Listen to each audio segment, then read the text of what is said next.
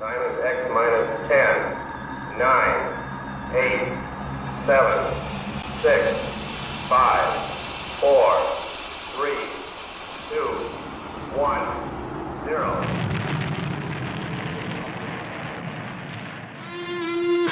It's the Rocket Hour. Y'all are now tuned in. Time to hit the pick four that you'd love to win. If your money's coming slow, step on the faster track with your host, Ricky Pasternak. Let's go.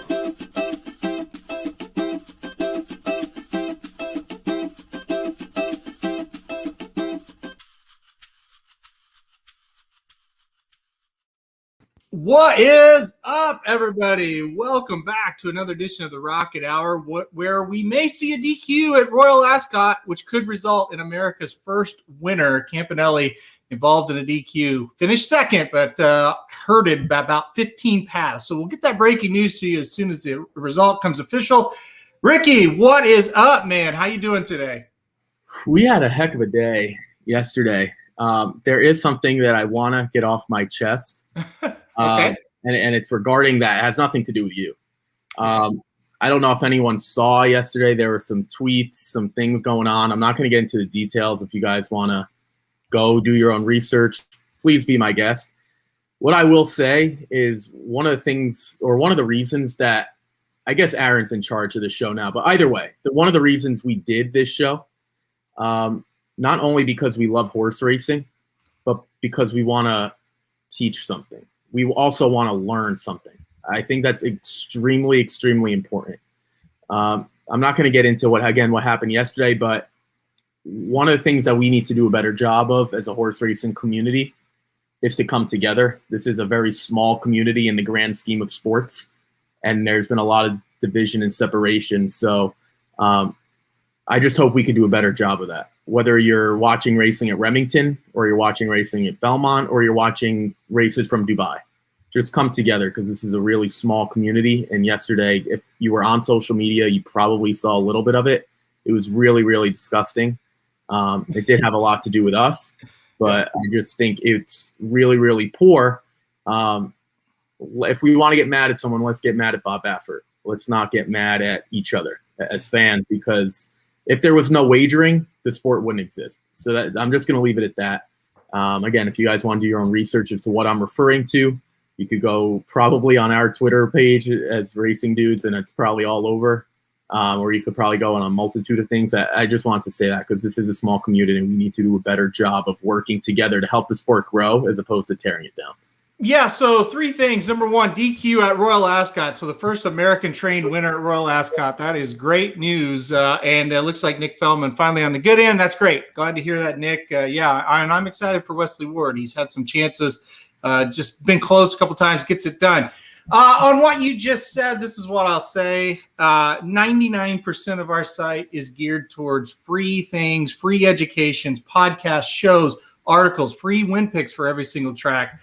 That's why the site started. If you don't want to buy anything, there's so much to enjoy on the site. But if you do, and people like our picks, whether it's yours, whether it's mine, whether it's Samich, it's right there for you. But if you don't want to do that, just don't buy it. No big deal.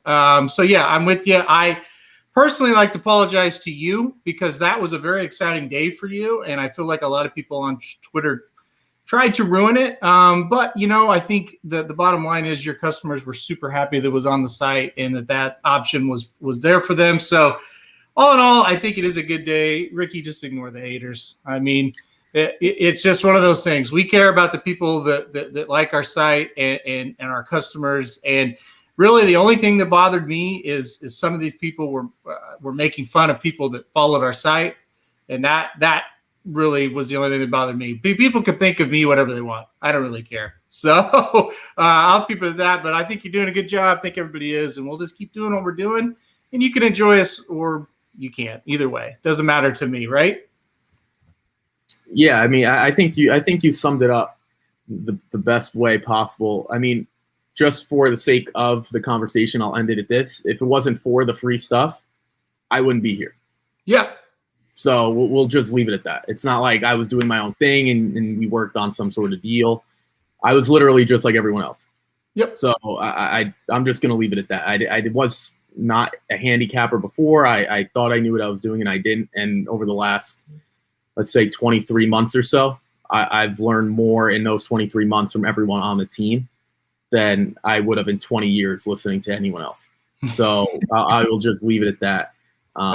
Well, and to piggyback off that, of course, Jared and I started the site, but yeah, the more people we get involved, the more people you learn. Like having a guy like you, you have different angles and aspects to it, and we all feed and learn off that. Same with Samich. Same with even Magic. Like when Magic started, sure, he really didn't know anything. He was a true beginner, where you and Samich actually followed the sport. But when Magic started, we had to teach him stuff. Now he's to the point where when it's California, I listen to Magic. Like he's learned from us, but he's also built on his own. That's what it's all about. So I'm with you. Listen, let's end this crap. Let's get to some handicapping. What do you say? We're gonna do a lot to get to. Yeah. We're gonna do the late pick 4 today at Belmont Park, races 6 through 9. I'll go ahead and pull it up right now. There's race 6. I went back to my roots. I said piss on this pick 4 stuff because I hit 3 out of 4 on top winners yesterday and missed it. So I was really pissed. So I'm going back to win bets. You obviously with the pick 4, you're gonna stick to what you do there. Let's just kick this thing off. Race 6. It's going to be a maiden special weight for 3-year-olds and upward. Fold in New York, 1 mile on the turf. Ricky, kick it to you. Kick us off here. I thought this was, I don't want to say the most wide open, but I thought this was the race that you can get a price. Again, you have win bets, and I see who you have, and I'm sure if you're watching, you can see at the bottom. So I'm going to go through the other 3 horses that I'm interested in, and then I'll leave the one to you. I used 4 in here, and I won't go in any specific order. I'll just go in numerical order. This isn't the rankings. I can get to that after. I thought the 3, the Great Kazoo, was an interesting one here. Debuts this year by Malibu Moon. It kind of was surprising to me. I think again, I talked about this yesterday. You try to build a story for these horses. I think that's the best way to go about it, especially when you have maidens. You don't need to build a story when the horse is a 3-time stakes winner. We know what that horse is. You see Malibu Moon, the first thing that should really come to your mind is some sort of turf, maybe at the worst like synthetic. I didn't see this horse on turf at all until last time out, and it's one of those situations, Aaron, where it's like I only want to see him on the turf. The minute he got to the turf, he did take money at Parks, by the way, but he gets to the turf, state-bred competition, he wasn't horrible. He wasn't horrible, and this is one of the best things about handicapping, and I think the 10-1 here is logical from this fact. Maiden special weights at Parks, open competition, compared to state-bred at New York. You need to decide what's better. I'm not going to sit here and say what isn't better, because A, I don't care, and B, I only wanted to see the horse on the turf anyway. So the minute he got to the turf, I was like, all right, now I'm interested in him, and I made a mark. It was on May 13th, and I was like, you know what? This horse was taken up, horrible, inside, steady. I want to see this horse again. Now, I think Mike Samich said it eloquently. Joel Rosario was like horrible in race 1 and masterful in race 2. Hopefully this is one of his masterful races. So I think 10-1 second time on the turf is a decent angle at 10-1. Yeah, Juan Vasquez has struggled. He's mostly Mid-Atlantic Parks. Okay, like Aaron, you pointed out before, to get 10-1, I need a reason to why he's going to be 10-1. If he looks fantastic on paper with great connections, great, all that stuff, he's not going to be 10-1.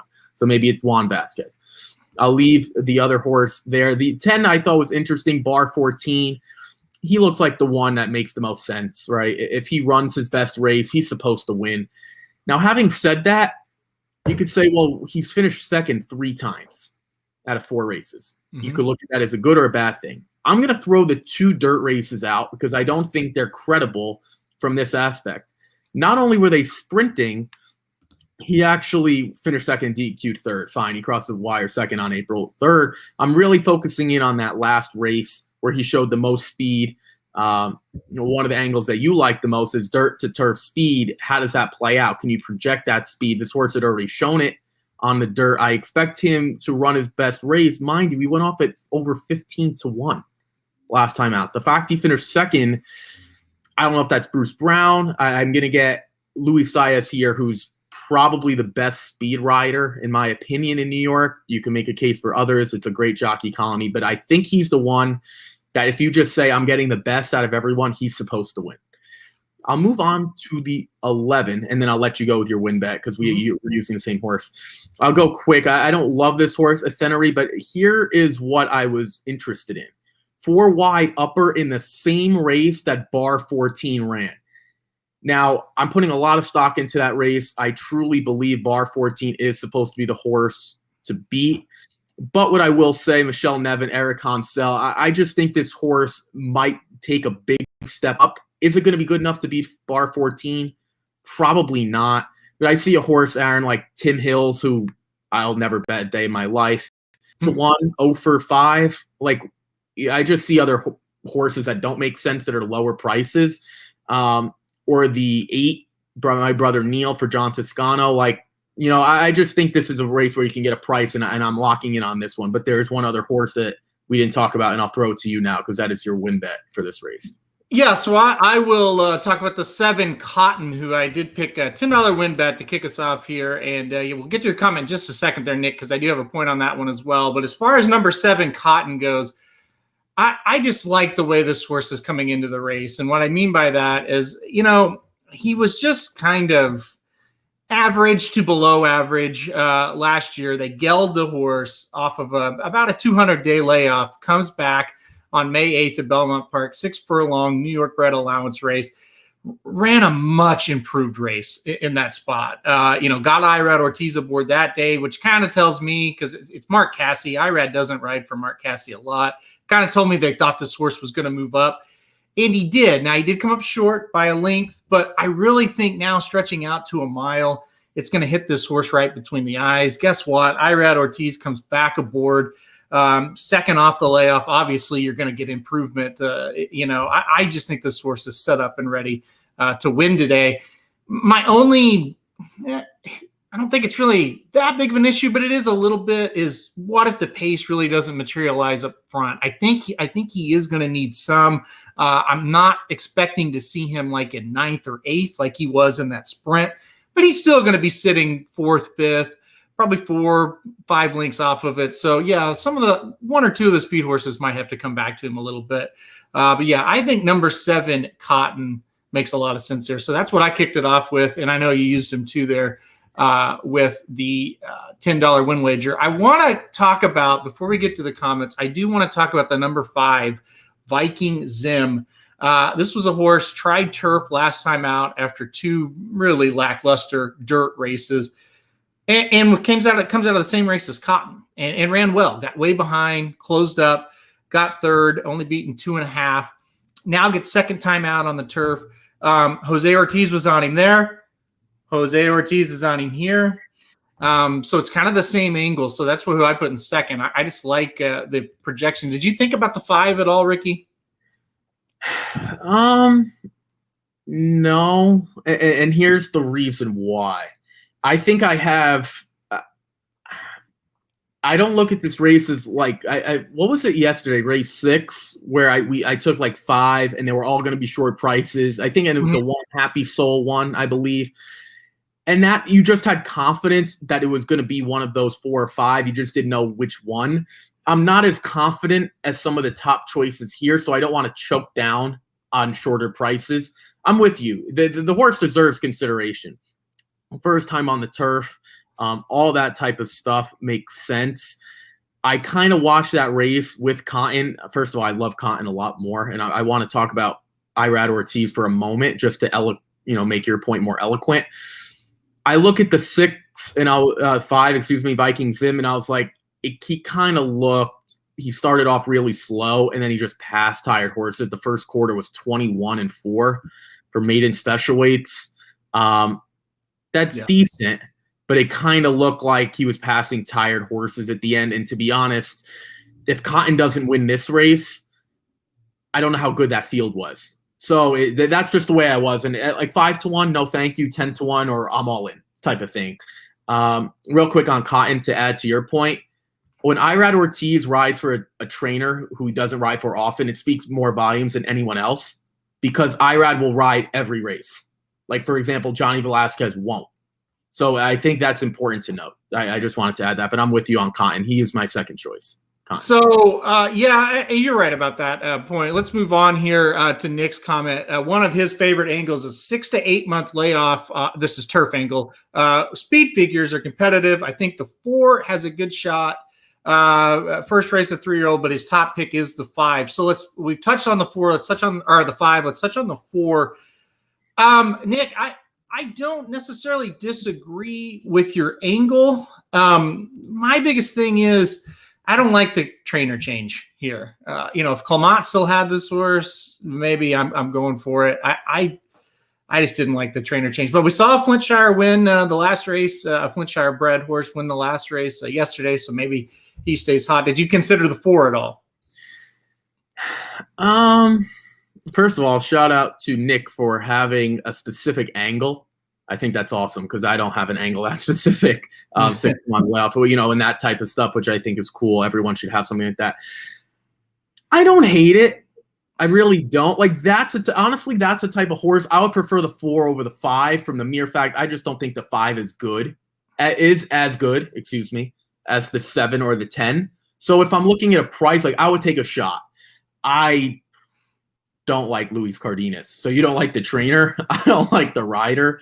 I don't know if that gets us to the same point. Like, I don't know if that makes us both on the same page. Either way, maybe first time Lasix should help. But I mean, he didn't break that poorly. You know what I'm saying? It's not like he showed no speed, so this could be a completely different horse. Like, I don't think he was that bad. This is a tough spot, I think, to come back. Like, there are a lot of unknowns with this horse. Granted, the Flincher thing helps me the most. I'm not. I don't love that horse, but I get it. I don't mind the 4 at a price. So Kevin says the 12 has the 2 best buyers at distance and the turf. Yeah, I think the 12 sneaky. I almost threw the 12 in to the top 4. It's been a while since we've seen it. And the form is muddled, but it's dirt form that's muddled. Back to the turf here. But you kind of made a comment, Ricky. You're not a Tim Hills fan, right? No, I'm just going to leave it at no. Okay. So I went on my Tim Hills rant on too many occasions. No, I'm not. Yeah. So I know, and you said that already. So we won't go into it again. Samich makes a comment. The number 1 horse is going to try to take them gate to wire at a price. This is horse making his second start of his career. First time out was 5-1. So took some money on debut. Didn't get out of the gate very well. Kind of just quit after a half, I would say. What do you think? I think the most intriguing thing is having Jack Sisterson. Jack Sisterson, yep. That's the thing that gets me. Junior Alvarado's fine. I don't think he's great. I don't think he's bad. I think he's solid, like more than good enough to win a race that you don't think about. Okay, so this is where I draw back. I'm not sure if he's going to wire this field. He hasn't shown he did break sharply. He's going to have to break a lot more, like a lot better. Like what he did, like the 10 is faster out of the gate. Now, I don't know the speed figure form. I don't know or buyers. Again, I don't use buyers. I've been on the record saying that. Luis Saez gets aboard a horse that's been on the lead 3 out of the last 4 races. Granted, one of them was the dirt. Luis is even more aggressive than Kendrick Carmouche. So I'm not sure how the 1 wires this field. Now, unless the 1 is just unbelievable speed. The best thing about the 1 that I get overlooked, the horse by Freud, who stands for $5,000, was purchased for $150,000. I don't know if people look into that. I do once in a while. That's pretty expensive for a Freud New York bred. So maybe that's something you look into, but now I'm kind of grasping at straws. I don't hate him. If you think that the favorites are vulnerable, that's how I would get to him. I don't know how many are vulnerable, so that's just for me. Oh, one thing about it, if you think the 1 is going to go to the lead and has a chance to get the lead, I think drawing the rail is a benefit to the horse because it kind of forces the jock's hand of just get him out. You're going to have to get him out of the gate anyway, so just go to the lead. So I do think the horse will play a part in the pace. Nick also says, look at the 2. Ran decent at 7 furlongs last time out. definitely can improve. I agree with that. But is this too much of a class draw or a class jump? Last time out was a 40K maiden claimer. Now we're, in protected at maiden special weight. It's weird. You find 40K maiden claimers on the turf for New York breds a lot. I don't know why you just wouldn't try that again. I guess my comment is sometimes trainers win at low percentages for the reason of they just don't spot the horses very well. I don't think this horse is spotted well. This horse is probably 3-1 and another New York bred maiden claimer. So that's kind of where I went with that one. I think the class jump is going to be too much for that horse. Yeah, I mean that's one of the things we're talking about. Pretty much every horse. I'm with you. You finished third by 2 lengths. That's decent to build off of. Why are we jumping up? Yeah, I just don't get it. There's no question. That was an improved race. Like the horse ran pretty well in that spot, and pretty well is a relative term. Pretty well compared to the debut, right? Yeah, I think when you're looking at long shots, there's 2 ways to compare it: relative to their last race, because they're probably going to be inconsistent, or relative to their odds. Either way, it was good because he was 29-1 and finished third by 2. That's more than good enough. So I'm with you. To get to the 2, I think the 1 is Secretariat compared to the 2. I'll just leave it. No, seriously, like I think the 2 is probably, in my opinion, just probably the worst horse in the race. The 1 is Secretariat. Okay. All right. With that, I think it's time to move on. We probably spent too much time on that race if we got to the Secretariat comment. So probably, yeah. We'll move on to race 7. We're going to move over to the dirt for this one, going 6 furlongs. It's fillies and mares, 3-year-olds and up. Another New York bred race. I don't necessarily care for New York breds, but these horses look decent here. Ricky, kick it to you first. I see you went short. It was my strongest win bet as well. Give us your thoughts on race 7. Yeah, I kind of trickled down to 2. I really, really like Jamaica Boy. We're going to find out. Jamaica Joy, excuse me. We're going to find a lot out about Jamaica Boy. We'd find a lot. We're going to find a lot out about this filly. There were a lot of question marks coming into her last race. We can go a multitude of ways. Is she going to be a little bit sharper? She was. How's she going to handle the surface? Question answered, which was going from fast main track to a muddy sealed. How's she going to handle the layoff? Clearly got the rider upgrade from Ray Lou, who's done a great job all over the place. He's just not as good as Luis Saez. And she was really, really good. So now this is the time to project, right? One of the angles that I used on Belmont Day was, Nick's Go and trying to project a couple horses that could run. I think Jamaica Joy is the only horse that if she takes a step forward from her last race, she could win. I think this is the only one because your win bet and a logical one, Laura's Bellamy, is going to be really tough just given the way she ran last time out. She lost by not even a half a length, a neck, excuse me. And then finished 4th in the New York Stallion, restricted, yada, yada, all that language. And then easily debut winner. That was over a sloppy track as well. So I think the 5 is the only one who has a chance to take a step up and beat her. I'm with you. This is probably the most logical single to me on the whole card. I do have a feeling, though, that Jamaica Joy might just be better as a 3-year-old. You can look at it from a lot of ways, but I'm with you. I think the 8 is probably the horse to beat, and if she runs her best race, it's probably good enough to win. Yeah, I just think the 8, I like the outside draw for the 8. So, yeah, $20 to win on the 8 is where I went, and I like the outside draw. I like speed that's drawn outside of all the other speed, and when you got Irad Ortiz, you have that confidence that he's going to place that horse where she needs to be in terms of the pace. And so I thought that was really good. And I just think she's just a smidge better than the rest of these. I don't think she's just like the biggest standout you've ever seen. And the reason I say that is because Jamaica Joy is my second choice. And I think they're pretty similar. They've got pretty similar styles. They've got pretty similar connections, as in They're really, really good, and they're really hot right now.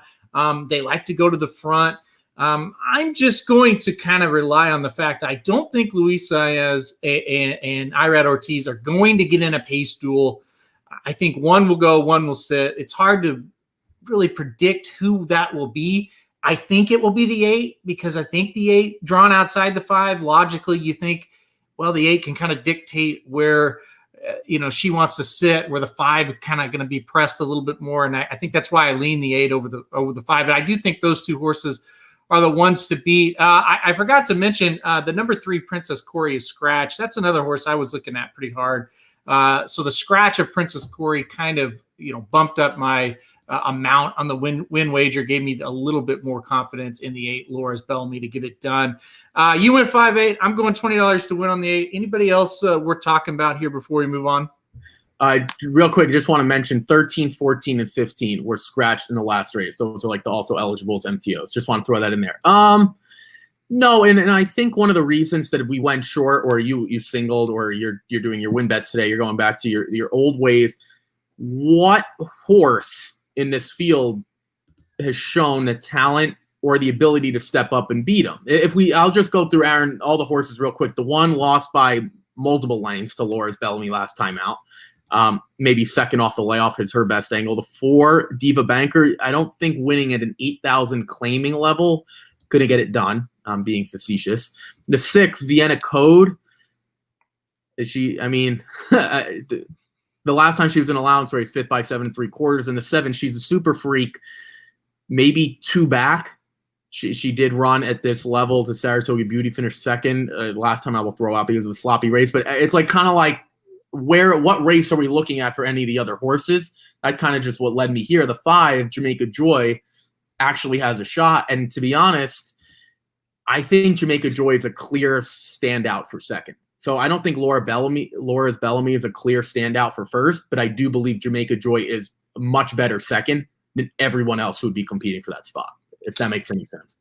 Yeah, I think we saw it pretty much exactly the same. So I definitely think we're on the same page here. We can move on now to race 8. And what do you know? Another New York bred race. So this one is going to go 6 furlongs on the turf. It is an allowance, 3-year-olds and upward. Like I said, fold in New York. So once again, another 3 in a row here for the New York breds. Field of 10, nobody scratched. I personally looked at this and said, oh boy, I don't know what's going to happen here. This looks like a completely wide open event. Ricky, I kind of looking at your ticket here. I believe you think the same, but I'll let you take it away. This is what I call the I don't know or the dartboard race. Like, I'm just hoping I throw a dart and I'm able to get it. It's ironic that I'm using 1, 2, 3, 4, 5. It just happens to be in that order. No, more so because I think 6 through 10 are dreadful. If they had any chance, in my opinion, I'll just talk about a couple. You have a win bet, and it's a small win bet. So that also happens to be my top choice. So I'll just go through 1 through 4, and I'll let you talk about the 5. The 1 Scuttlebuzz was pretty good last time out.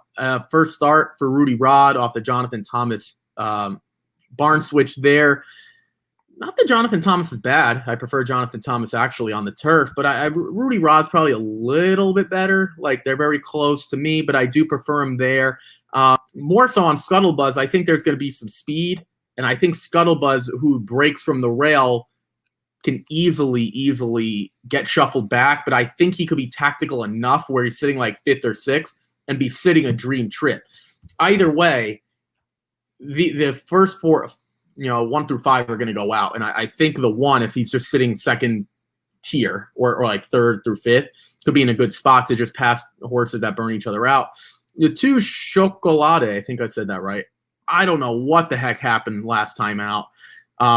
I expect that speed to be much better on the turf. He was really, really good over 2 sloppy tracks. So this is interesting, Aaron. 2 dominant races over a sloppy track, just missed in the second one. Now gets a fast track, and it was horrible. So I'm not like that. That's tough. Junior Alvarado, Belmont, the connections there make sense first time on the turf. Wild William, I mean, he was winning. He won 2 in a row. Maybe he's just not good enough, but he wasn't able to get to the lead last time. The comment, I've never seen this before. I think you're going to laugh. The comment says unprepared. Yeah, I've never seen that. I've never seen the word unprepared on a racehorse, other than Joel Rosario in the Derby. He was going to say, rock your world.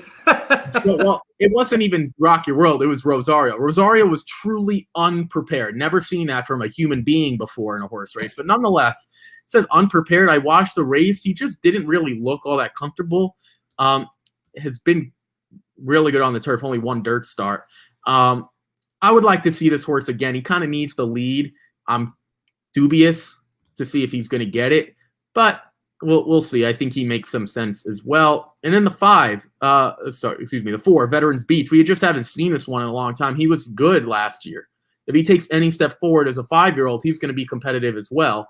So that's where I'm at. But my top choice is your win bet, so I'll let you go in on. Well, so we have the same top choice. That's really funny because I thought we would be all over the map here. How would you say the name of the 5? I'm pretty good with this. Yep. Scatchatory. Okay. Or Scotchatory. Sorry. SCO. Scotchatory. Okay. Well, so I'm glad to hear that it's your top pick as well. I would be the same as you. If I was playing a pick 4 here, I'm going as deep as I can. Here's the deal about this horse. After the layoff, his 2 races since that layoff have been really solid. A 40K claimer, got 3rd, but that was off of like almost 9 months off of a layoff. Got 3rd, being a length and a quarter. I thought it was really important. The next race, Englehart chose to protect this horse, put the horse in a starter allowance, stalks the pace, wins by a length and a half.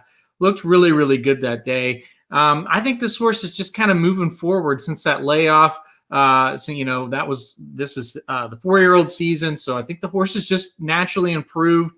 I'm a little worried about the pace of the race here. I think it's going to be a little quicker than what he saw last time out. But I do think the horse can kind of sit, stalk, pounce, and get him at the top of the stretch. So I'm going right back with Scotchatory and just kind of hoping that this horse kind of sits the trip and is just kind of the hot horse coming into a race that leaves a lot to be desired by some of these others, right?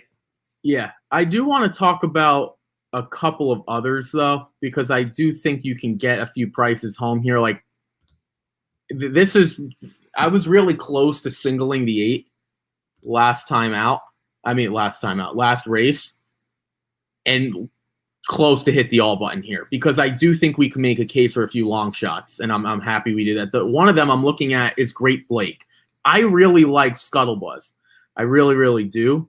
Michael Deeney is a really good trainer. Really, really good. Just hasn't gotten the final. I don't want to say final touch. He's not a painter. He's not an artist. Like the best possible spot for Mike Deeney to win. Things have to set up. He's got 6 in the money finishes and 9 starts. Just none of them have been winners. And so his runners have been fine. Obviously, I like Lascano on the turf as well. 3 Outlaws is a really nice horse, a really nice state-bred allowance horse who beat Scuttlebuzz. But then the Great Blake finished 3rd. If you like Scuttlebuzz, I'm not sure the Great Blake doesn't make some sense either. Like, I think that's a 12-1 nice price. I think we can, Aaron, there are a few that kind of make sense to me. Well, let's go to one that Nick's talking about here with the 9 real quick. Halpert. Nick says, I'm going deep in this race. We'll include the 9. Training really well. Back-to-back bullets. Jose gets on. Turf ability is a wild card, but I trust Jose taking the mount, getting 12-1. And then kind of just goes on a little bit to explain the last few races for this horse. For me, the 9 Halpert, I love the name, number 1. I think that's the best thing the horse has going for it. It's too much of a stretch for me. The big thing and why I almost did include the horse in the top 4 is the Jose Ortiz factor. But I don't know. In the end, I was just a little on the fence. What did you think about the 9 as you were kind of talking about long shots here? Is the 9 one you considered? So again, I'm going to go back to the story thing. We start with this horse on the turf. Not so great. Granted, that was maiden special weight, going 2 turns on the turf, first time out. You don't have to run great. The horse did take money by More Than Ready. Indicates the horse might want the turf, excuse me. Then the next time out, scheduled for the turf, stays on a muddy, then stays dirt. Now we haven't seen him since February. I probably just want to see a start under his belt before I'm willing to get back on. But the price is there. If you believe in the workouts, those are the last one at Saratoga was one of the faster ones I've seen. It's 46-3 for 4 furlongs, breezing. Yeah, I mean, the horse makes some sense. I just don't know if he's good enough, especially off the layoff. If we talk about the 1 through 5, May 15th, May 9th, the 3 has a long layoff, the 4 has a long layoff, but our 5, who we like the most, May 21st. So I don't know. There are a few too many question marks for me, but I could see it. Yeah, I mean, it's like you said, there are just some horses in here that it's like, yeah, they could jump up and win. And for my money, like, this is the race where you really like to do it because they don't have to make that big of a jump, right? I mean, a lot of these horses don't really want to win, and that's why I like the 5, because it's like this horse seems to be, on the rise, where these other ones, it's kind of like we know what they are. So you kind of just look for that improvement angle, and if you've got an angle on the 9 there and you want to give it a shot, it's not the worst bet you can make. Same like for the 7, looking for trouble, right? Ran off the layoff last time out on the turf, was bet down to 2-1. So, people like the horse, just speed and fade. Well, maybe the horse is a little tighter today and it can do it. That's kind of what you look for. It's easier. And I don't know if you agree with this, and I'll ask you, for me, it's easier to find those kinds of horses in races like this than it is, say, a grade 1 or a grade 2, even, where it's like, yeah, they're going to have to really improve to beat horse A or B who just look to be better. I mean, is that something that you kind of agree with, or do you look at it the other way? I think every race is different on that angle. Like, I don't like that theory to stay consistent. I think there are too many horses. So I guess I don't know if I'm going to agree or disagree with this race, and I'm just going to give my opinion. I think there are too many horses that if they run their B or C race, he's still not good enough, if that makes sense. Well, like if the 8 runs his A race, which we may or may not have seen yet, but say he even runs his race last time out, the 8, the Great Blake. Mm-hmm. And then the horses 1 through 5 don't run their A race or run a B race, all of a sudden the 8 looks really good to me. But even the 9 on his best day, I'm not sure that anyone's B or C race still can't beat him. So I think that it's a mixed bag, but but not the 9 specifically. Like with your 8, what I'm saying is you try to find an angle and you pick out a horse, and for you it's the 8, and it's like, yeah, if you just get some improvement, he can get there because he's not that much worse than the rest of these horses to begin with, is what I'm saying. Right. Yeah. Like the 8, I don't think is that much worse. I do think the 9 is a little bit worse. This is the best way I try to grade long shots or their chances to win. Not because I pick 4s and 5s. I don't really do exacts and tries. The longer the shot, like literally like 20-1 higher, 30-1, I need to draw up the more and more perfect trip. The lower the price, the more things can go wrong.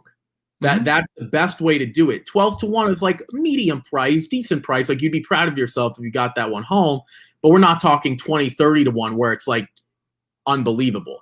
12-1, like, you can draw up a couple situations maybe where he wins, maybe breaking from the outside helps. Like, if you're a long shot, you want to break from the outside, you want to have speed, you know what I'm saying? Like, you need to list multiple things to go along with it. So I just think I could draw up a few more situations for the 8 compared to the 9. But again, they're 12-1 morning lines for a reason.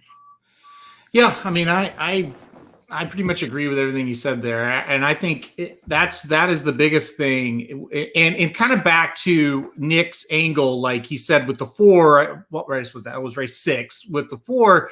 It's like he's found an angle where he's seen long shots come in. So you work that angle. And that's not saying that's the only thing you do, but when something like that pops up, you go, okay, maybe I'll throw that horse in whatever I'm doing. You know, I'm not saying play $100 to win on the one horse and he's going to win and it's a lock. It's just, here's an angle. Here's what I've found.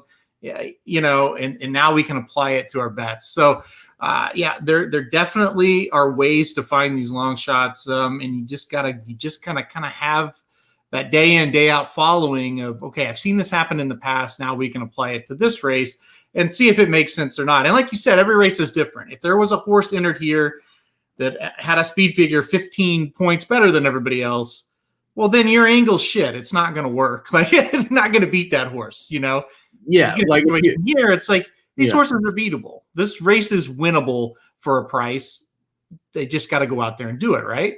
Yeah, like for example, for the 8, if I have an angle, and I'm going to make it up because it's stupid. If I have Jose Lezcano, who's never ridden for Michael Dini before, when Michael Dini doesn't have a win at the meet and he ate eggs for breakfast and Jose Lezcano had potatoes for breakfast, then he's going to win. Like if I have that angle and it's 100%, then yeah, like if you find angles that you like, then whatever we're saying might not matter. So that's, you got to go off your own hunches sometimes. And if your hunch gets you to the 9, or for me, the 8 potentially, all right, then it makes sense.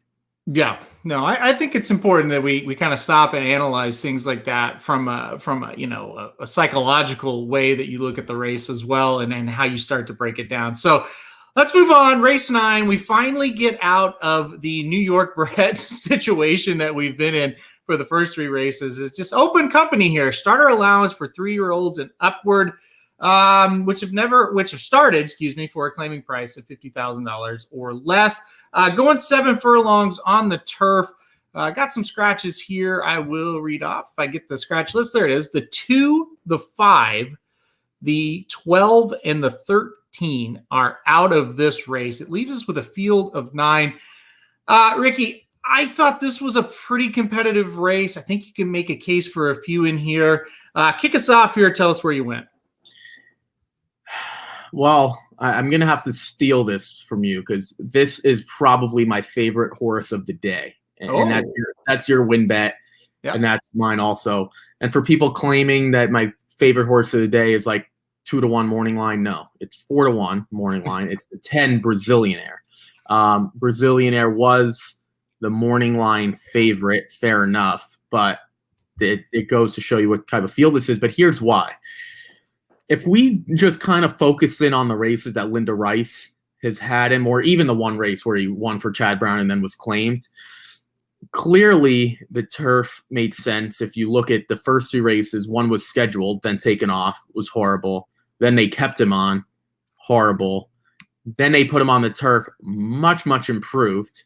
Candy Ride is a sire that's very versatile. There's no, like, it's not Malibu Moon, it's nothing like that, or Cantheros. Like, he's very, very versatile. American Pharaoh's more turf. Like, you just want to know these things. Been very, very good on the turf. Debuts and wins going longer at a mile. Then goes a mile starter allowance, non-winners of 2 lifetime, which is same thing as this one. Loses by a length to Blue Lou Boyle. Solid horse, nothing great, but solid. Then cuts back to 6 furlongs. This is open starter allowance, no condition. Starter allowance for whatever. You don't have to know. Loses to our horse, Scotchatory. Yep. Then loses to Montauk Daddy, who Montauk Daddy I'm pretty sure has won or competed well at an allowance field. Don't quote me on that, but I'm pretty sure Montauk Daddy has before and was dropping in class. Now has Irad Ortiz for the 2nd straight time, cutting back, extending the distance to 1 furlong more, but cutting back from those mile races. This horse I love this horse. I absolutely, absolutely love this horse. I'm a little disappointed you only put $10 on him, because I think this is, if I had to make like one win bet of the day, this is it. Now, what I will say, with the 5 out and the 12 out, and obviously the 13 is an MTO, I'm scared of what price we're going to get. I was like, sometimes you just want horses, Aaron, in the field to take money. I don't feel any more confident with those 2 out. Sometimes it helps you eliminate options. now it's eliminating options for others. So they're going to hop on the 10 now. I'll let you talk about the 10 a little bit more. The other horse I thought was interesting was the 6, Translate. I've been riding the Robert Falcone Santa Anita out west. It's a Belmont Angle. She's been really, really, really good, except for the last race. So I'm going to throw that one out. I'm not really sure why. Maybe it was a new track. I don't know. She was 1-2. Mind you, she's running against the boys.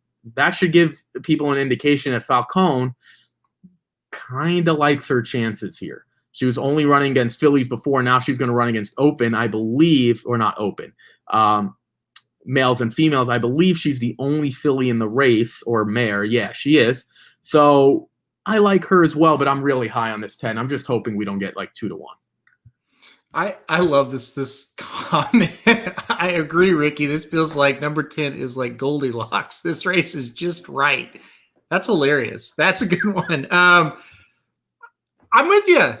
I'm with you, right? I mean, the Scotchatory angle. So Scotchatory sucks. And then it's like, oh no, Brazilian Air is going to suck. But no, sometimes that's not how it works out. But certainly would be a confident booster for sure. Everything you said is spot on. Irad Ortiz gets back aboard again. I just think this horse sits the trip. It's another horse that has early speed, but is drawn outside.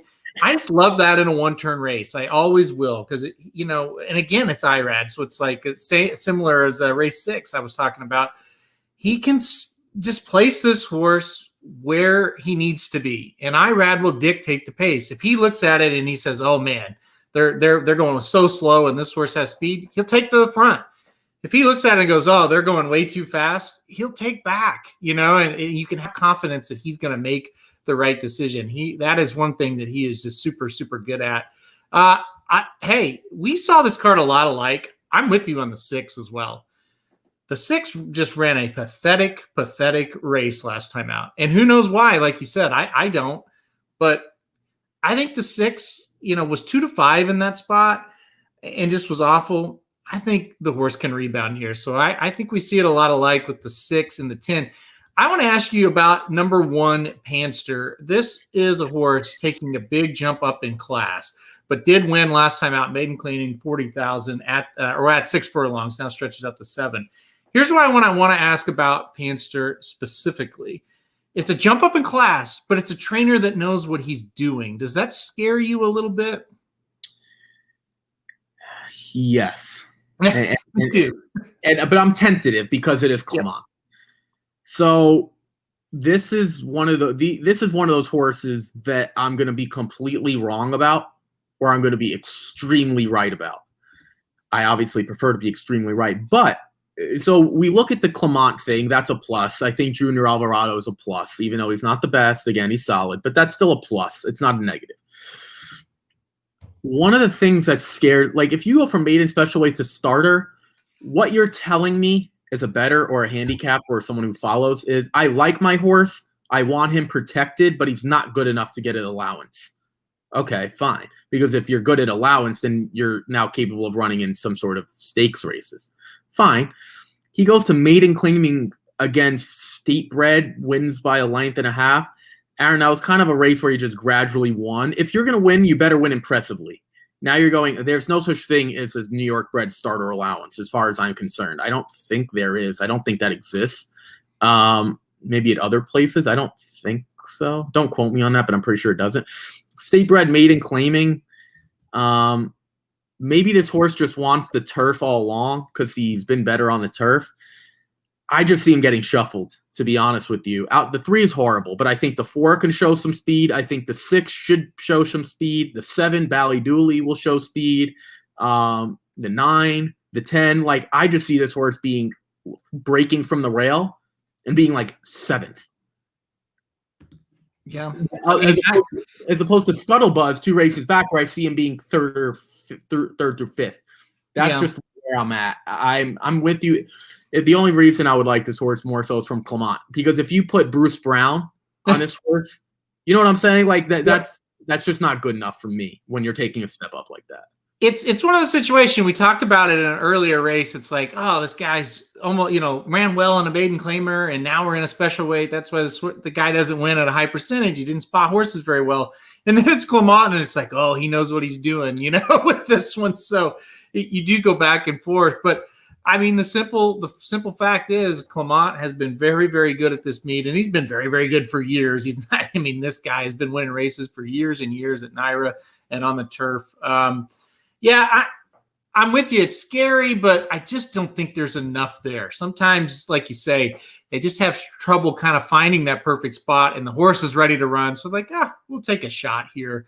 So yeah, I'm with you. I ultimately did not play the horse, but I'm still a little bit scared. I'm also scared of the 4 a little bit. Made my day. Luis Saez gets aboard, a little bit of a layoff coming back here. I don't know. I thought the 4 had a decent shot to make some noise in here.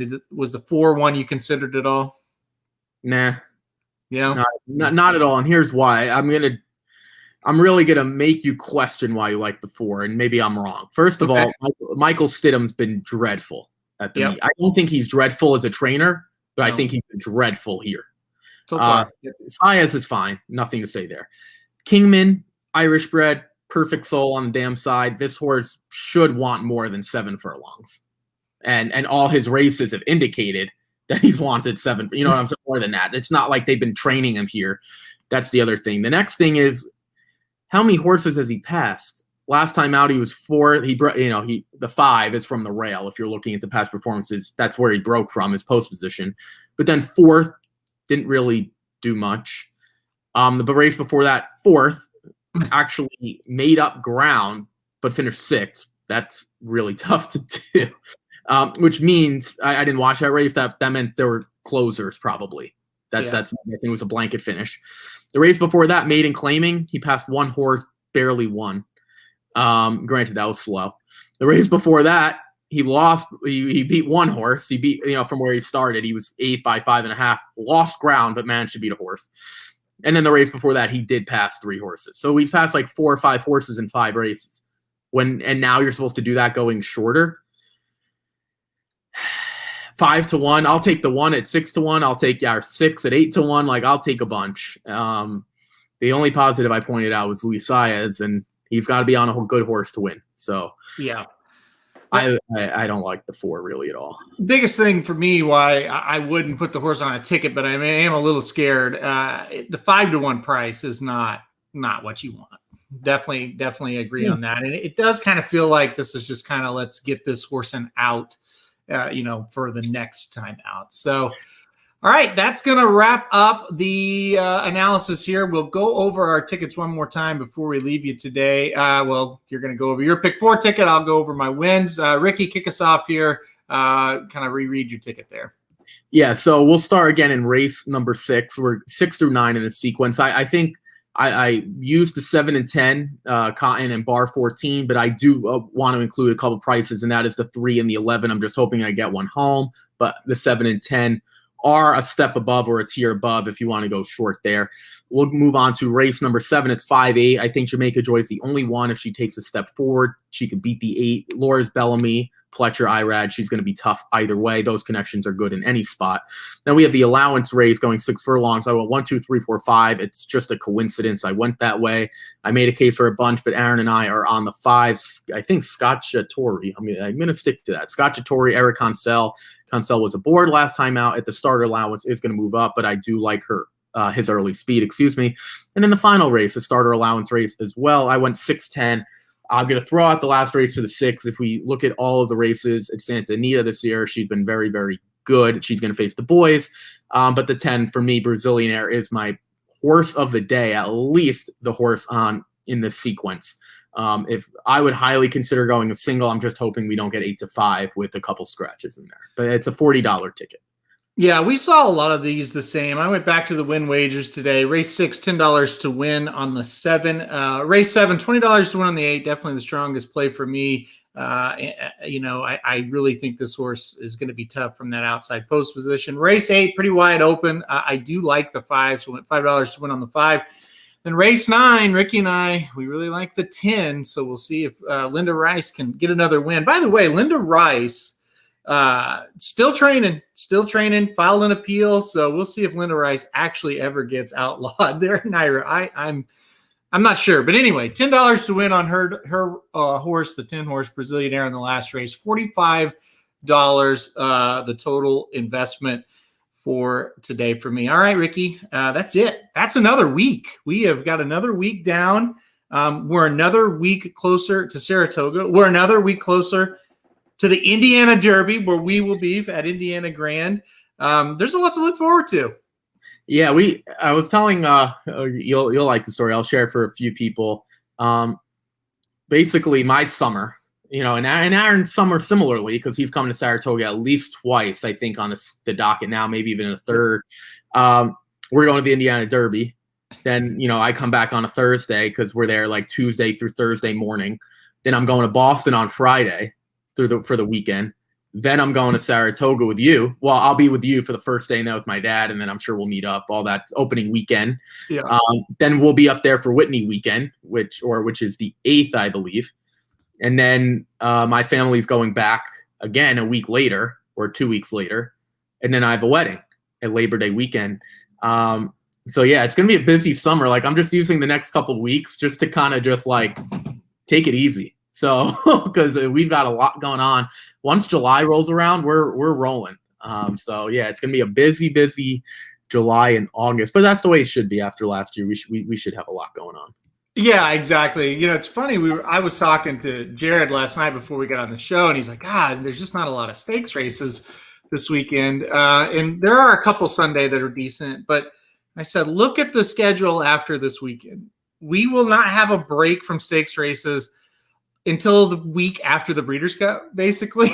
So next weekend is, I think, Stephen Foster, isn't it? Yep. Yeah. So, and then, right. But even this weekend, like, if you want to get excited, it's Santa Anita's closing weekend. Yep. So they have 8 stakes races between Saturday and Sunday. And I don't know if they have any today. I didn't look, but either way, either way, they have 8 over Saturday and Sunday, and everything obviously on Sunday is going to be a mandatory because we're not going to see Santa Anita again until like October or September, maybe, whatever. I don't know, but we're not going to see it for a while. So I don't know about the lack of stakes races. Maybe not grade ones, just they're there though. Yeah, that's the thing. There's stakes, but there's not like the big ones, but like you said, Stephen Foster next weekend, then 2 straight good weekends at Belmont, then Del Mar, Saratoga will open up. And by the way, opening weekend of those 2 tracks, the Haskell also runs. Then obviously through Labor Day, you're good with stakes galore between those 2 meets. And then Breeders' Cup prep starts. And so every week will be crazy there. You've got Kentucky Downs, you've got Keeneland, then you got the Breeders' Cup. So yeah, if you're gonna take a little rest, Ricky, do it this weekend because then it gets crazy. Yeah, no, but you can't take a rest. Actually, no, you can't. Sorry. What do you mean I can't? You can't. You still have products to do. So yeah, no, I don't. I never. The only day I try to like completely give myself is like Monday, and it never even seems to work out that way.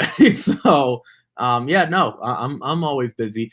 Like July 4th, like I'm not doing anything, but we have an extra day to cover because some tracks are going to be open Friday. Some will be open Thursday, but Monday, July 5th, a lot of tracks I think are going to be open. So it doesn't stop for us, but it's all good stuff. We enjoy doing this stuff. Quick shout out to everyone who is a father, an uncle, a grandfather, whatever the case may be. Happy Father's Day on Sunday. If you guys are doing anything, please enjoy it. At least on the East Coast, it's supposed to be nice. I'll be at the Yankee game Sunday, so I might need a little assistance from the man on the camera, just updating a few things. But no, it should be all good there. Yeah, he's been asking to go. What are we gonna do? What are we gonna do? And my mom's like, just take him to the game already. She probably wants the afternoon off. That's probably her motivation. But yeah. Wait. So it's not your kids taking you to the game, right? No, I don't have any kids. Oh God, no, I don't. I'm barely mature enough to keep myself afloat. But yes, no. So happy Father's Day to everyone on Sunday because we won't be on the air before then. So quick shout out. That is great. Yeah, we've got some fathers on the team, but not you and I. So we will be. I don't know what my dad will want to do. That's I should probably call him when we get off the air here. I mean, it's not a bad idea. We're not going to go to the Yankees game. I can promise. No, yeah, that's definitely not going to happen. Maybe Oklahoma's playing in something. I don't know. No, that's all done. It's all done. It's no College World Series for them. So no. Yeah, that's like no. We didn't even make like the actual like field of 64 or whatever the hell it is. So. Well, at least we can't make fun of Syracuse for that. We don't have a team. So you don't have a baseball team? No, it's like 2 degrees there right now. Even though it's the summer, it's like 2 degrees every day. No, it's like it doesn't warm up until like April, and at that point, like half your season's over. So no baseball team. But if you guys are interested, the College World Series begins at 2:00, I believe, on Saturday on ESPN. So if you guys like the Women's College World Series for softball, you might like this as well. It's a great atmosphere, by the way. Omaha is a great town. Been there twice. It is a really cool town, especially for that event. So I would love to go to Omaha and watch the College World Series and do all of that kind of stuff. But as far as watching on TV, I can safely say I probably will not watch one pitch of it. So, well, you're not the biggest baseball fan of all time, right? So, like, I am. So I'll watch a decent amount when I can. But we got stuff to do on the weekends anyway. So. Yeah. I'll find. I don't know. Maybe I've been watching the soccer. You told me to watch the soccer. I've been watching here and there, some of it. Yeah, here and there. I mean, it'll get better as they progress and we eliminate some of the weaklings. But yeah. Well, I picked a team. Go Germany. Hope Germany. Yeah. Well, they are undefeated, 1-0. Did they beat? They won the other day. Yeah, they beat. Oh, sorry, no, they lost to France. I was just saying, I thought France beat them the other day. They're gonna advance anyway. I mean, they're a good team. They'll advance.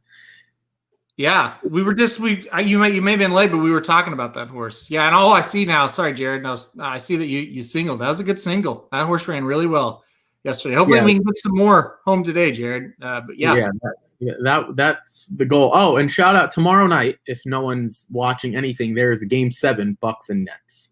Listen, let's talk about that real quick. I want to talk about that real quick. Okay. I think that series is so interesting because of the dynamics and just like the first 2 games, it's like the Nets will sweep them. Then it's like, the Nets are in trouble. Then Durant has to just carry them to win Game 5. Who's your pick? Game 7 tomorrow, Bucks Nets. I'll take the Bucks. One of the things I've learned in sports is you just want the better team, right? Like the only reason the people were picking the Chiefs to beat the Bucks was because they had Mahomes. Yeah. The team wasn't better. If you look at Baylor versus Gonzaga, the team wasn't better. Baylor was better, but a lot of people like Jalen Suggs and a few of those guys, but the overall team of Baylor was better. Alabama, we don't have to get into it. Alabama's a machine and they're better anyway. But that's just the way it is. I think the better team is the Bucks. Like if you look at the top talent of the Nets, it's probably better, but Harden's clearly banged up. You don't know, even if Kyrie Irving comes back, the game's in like 35 hours or something, like 32 hours. Like how healthy is he going to be? And he probably won't go anyway. Tampa Bay Lightning did win last night. They are much better than the Islanders, by the way. Yeah. It's to me not even close, but I thought the Islanders, sorry, not the Islanders, Tampa was a great bet last night. Obviously, it's easy to say that now that the game was over, but I thought they would win that game. I mean, I'm with you. I think they're just better. And I think same thing with Vegas. I think they're going to just end up being better than Montreal, and I think they'll win that series too. And I think if we get Vegas-Tampa, that's going to be something special. I think that's going to be a really, really good series. Yeah, I'm with you. I wouldn't mind seeing that. I don't have a hockey team, so I just want the 2 best teams in there. But I definitely think Tampa is the better team anyway. On the East, I watch more East Coast hockey than West Coast, but I definitely think the Lightning are the best team, and they are the defending champions. So. Yeah, absolutely. 2 years in a row they could do it, but I don't know. Vegas is tough. That's a really good here's team. My question before we sign off: Who do you have who do you like better to upset? Would it be Montreal to upset Vegas or the Islanders to upset, not game 3 or 4, like the whole series? If you have to pick between one of them, you have to pick. So basically, you could still be right if one series is closer. Like if Vegas goes on to win in 5, then it's going to be the Islanders, unless both go 5. But if Islanders or the Canadiens, I'm picking the Canadiens just because one team has Carey Price and the Islanders have Varlamov. Like at any point, Carey Price can just give up 1 goal and Montreal scores 2. You know what I'm saying? Like when it comes to, so that's for me. What do you think? I think, yeah, I would agree. I think it's Montreal. They're just kind of hot right now. You know, Carey Price, very good. It might be a little tougher to go win in Montreal for Vegas than it is for Tampa to go to New York and win. I think that's a big thing. You go, Vegas goes all the way across the country. Montreal, I mean, I know the capacity is limited, but they're rabid. They're going to be crazy. It's a huge deal. It might be tough for Vegas. I mean, I think they can, obviously. I'm picking Vegas, but Montreal could maybe sneak that into a 6th or 7th game and get lucky. And like I said, the goaltending goes a long, long ways in hockey, and Carey Price, one of the best. So, yeah, I think Montreal does have the better shot. I don't think they'll get it done, but I do think they have the better shot. I'd love to see them go to the finals. I think that'd be a great story. Yeah, no, I'm with you. I also would want to root for the Canadiens. Yeah, more anyway. To be honest, the Islanders are like the Rangers' little brother. Like I don't say that, but it is what it is. Like if you people, the best thing, and I'll leave it at this: when you come to New York, where do you want to go? You want to go to a Knicks game, you want to go to a Rangers game, or you want to go to a Yankees game? Yep. Football's a little different because there's only 8 games for each, and the Jets and Giants both play in New Jersey, so it's a little different. Yeah. No, if you're from London or Munich or Madrid, yeah, I can't wait to go see those New Jersey Devils play. I mean, it's not really a thing. So I think the Canadiens, like it'll mean a lot more to Montreal than it will to New York City. So even though people celebrate it, so that's the coolest thing about the Islanders is they're going to be playing right next to Belmont Park next year. I think that's going to start. So not this year, but next year. The coolest thing for me is their color scheme because of a Syracuse thing. Yeah.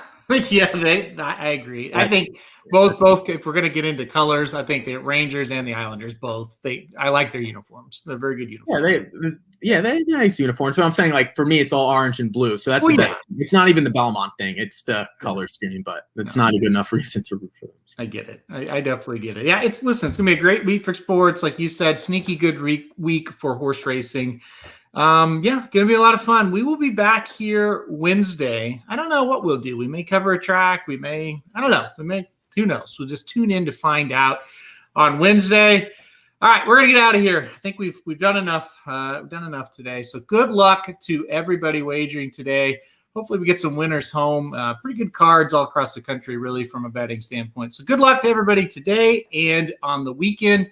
We'll see you right back here Wednesday, 11 a.m. Eastern.